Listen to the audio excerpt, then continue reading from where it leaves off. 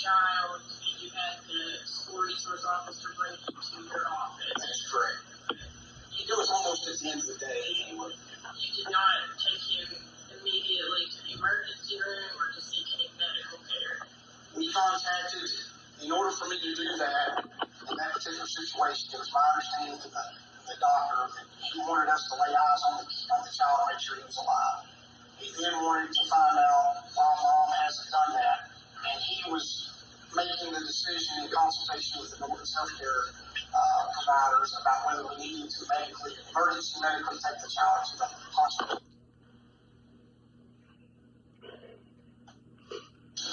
Making the decision in consultation with the Northern Healthcare providers about whether we needed to emergency medically take the child to the hospital at that time. Okay, and he did not need emergency medical care.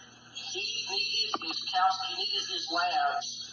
Yes or no, Sheriff? He needed emergency labs. He needed emergency labs. He was in the sheriff's office for a number of hours, correct? Not a number of hours, no ma'am. How long?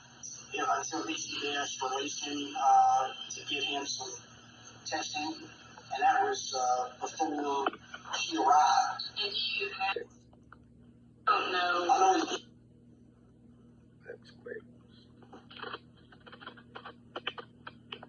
So you don't know. I know he, you can ask DCBS. So you don't know. I know he's doing very well now. Labs were okay or not. I do not.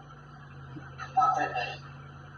And Miss Gibson told you that she was instructed at Norton's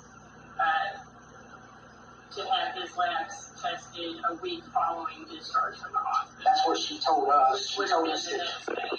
So she told us, and she said there were no appointments that were made. Ironically, when Okay, my lawyer asks him why he didn't take Jacob or if he took Jacob for emergency medical care, and that he was at the sheriff's department for a number of hours. He said, no, ma'am, no, not a number of hours, that Jacob was already gone, and DCBS released him before I ever got there so that he could go and get emergency testing. Well, that was a lie, because I have recording right here where you can hear his voice where I'm still there, and he was asking Jacob, because he had taken Jacob's phone from him, he asked Jacob what his sister's number was so he could call my daughter, and so he gave him back his phone, and then he got my daughter's number from him, took his phone back, and I'm sitting there and I'm talking to Jacob, and you can hear Jacob's voice on there. Jacob was actually at the sheriff's department for about 4.5 hours, from 12:20 till about 5 o'clock. And he was actually there for about an hour, maybe 2 hours before I ever even got there. So here's this.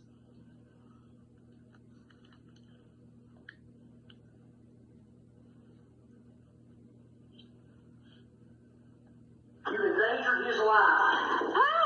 They told me to take him to his pediatrician in 1 week, and that's tomorrow, and he's got an appointment. What's your sister's number? My sister, So what is that? that's my Your daughter. daughter, your older sister. I Sorry. don't know. Call Dave. He'll call her. What's your That's sister's number? now tell me you're here. Now this is, I thought when he said, what's your sister's number, he was actually talking to Jacob. I thought he was talking to me, but now since I didn't want to take my phone out because it was recording at that time, that's when he turned to Jacob and he said, what's your sister's number? And that's when you'll hear him in a second, he'll say, oh, well, I thought you had it, buddy, but he's talking about when he took Jacob's phone from him and he gave it back to him. And then when he gets the number, you hear him taking Jacob's phone back away from him again. So he was present. Yeah. So he was present there with me. I thought you had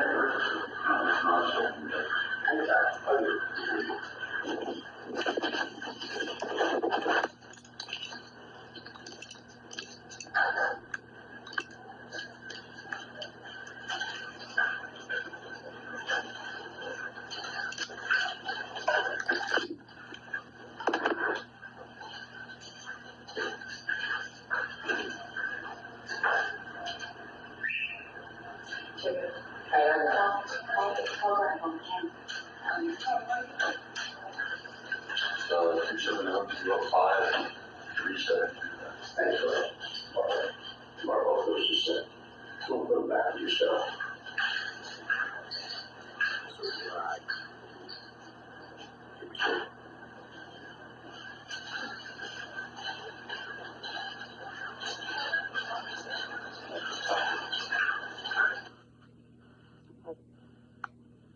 Okay, this is the recording. After I was arrested on the 24th, I went to jail. I stayed the night in jail, and was arrested on Thursday. I got out on a Friday, and then the following weekend, on Monday, I went to try to find the social worker and talk to her, and she wasn't in.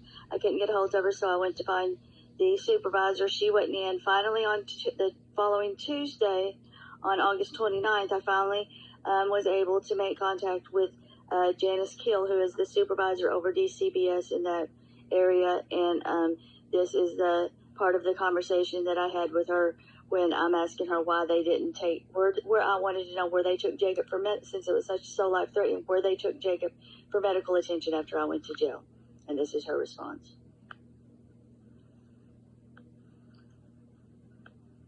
Well, I always take pictures for that stuff. Well, it's a little late. Well, I guess so, but they did it yesterday, so. Oh, man. What's going on? I'm recording you, and it's my constitutional right to do so, so everybody knows. Is that okay? Or you can take my phone? Yeah, okay, I know I'm defensive, but you gotta listen to understand what I'm coming from, too. I've been charged with a felony. He charged me with the same thing that the cops in Louisville that shot and killed that Breonna Taylor girl, that's what he's got me charged with. It's right under manslaughter. What did he charge you with? First degree wanton endangerment. And it's so life-threatening. Jacob was in such a life-threatening situation. I need to know where y'all took him for medical attention after I went to jail. Well, we didn't.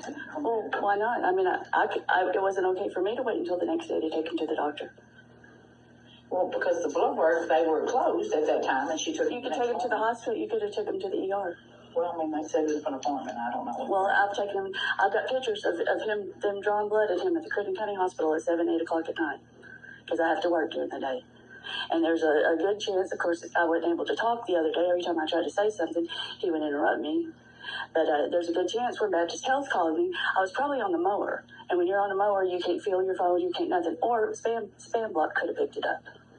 But Friday, when my daughter went to the doctor pulls her in the office, apologizing to her, saying, I never meant for any of this to happen. I just wanted to make sure y'all were okay. Okay, now, on a comment with this, if you notice, she said that the reason why they couldn't take him for blood work was because they were closed.